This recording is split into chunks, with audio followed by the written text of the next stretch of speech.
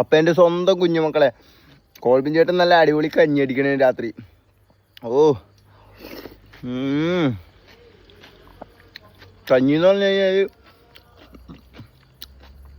ഈ കഞ്ഞി കുടിച്ചു കഴിഞ്ഞാൽ നമ്മുടെ ചെറുപ്പകാലമൊക്കെ ഓർമ്മ വരും. ഉള്ളി നല്ല അടിപൊളിയായിട്ട് ചെറുതായിട്ട് അങ്ങോട്ട് അരിഞ്ഞിട്ടാ മക്കളെ. കാശ്മീരി ചില്ലി, ഉപ്പ്,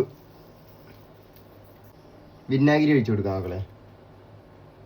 ഉണങ്ങിയ കറിവേപ്പില ഉള്ളു മക്കളെ, ഉണങ്ങിയ കറിവേപ്പില ഇട്ട് കൊടുക്കുക. അതേ ഉള്ളു, പച്ച കറിവേപ്പില ഇല്ല. ഒരു കഷ്ണം ഉപ്പിലിട്ട മാങ്ങ ഇട്ട് കൊടുക്കാം മക്കളെ. എന്നിട്ട് നല്ല അടിപൊളിയായിട്ട് അങ്ങോട്ട് തിരുമാം.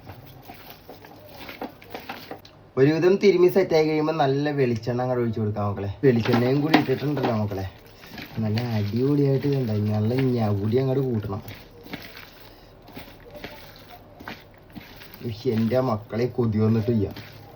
നല്ല അടിപൊളി കഞ്ഞിങ്ങാട് എടുക്കാം മക്കളെ. ശകല അച്ചാറ് കോൾബിൻ ചേട്ടൻ ഇട്ട് വെച്ചേക്കണം. ആവശ്യത്തിന് ഉപ്പ് കഞ്ഞിയിലോട്ട് അങ്ങോട്ട് ഇട്ടിട്ടു നല്ല പോലെ അങ്ങോട്ട് കുഴക്കാം. എൻ്റെ മക്കളെ ചമ്മന്തി ഇങ്ങോട്ട് എടുക്കാം, ഇങ്ങോട്ട് കഞ്ഞിയിലോട്ട് അങ്ങോട്ട് വെക്കാം. ഇതുണ്ടല്ലോ മക്കളെ, അതെ ഇതിങ്ങനെ അങ്ങോട്ട് കുഴക്കാം. നല്ല അടിപൊളിയായിട്ട് കുഴച്ചിട്ട്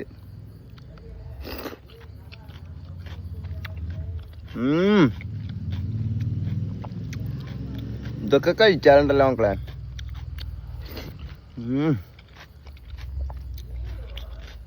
ചിക്കനും മട്ടനൊന്നും ഒന്നുമല്ല ഇതിൻ്റെ മുന്നിൽ. ഫാസ്റ്റ് ഫുഡൊക്കെ മാറിയിരിക്കും.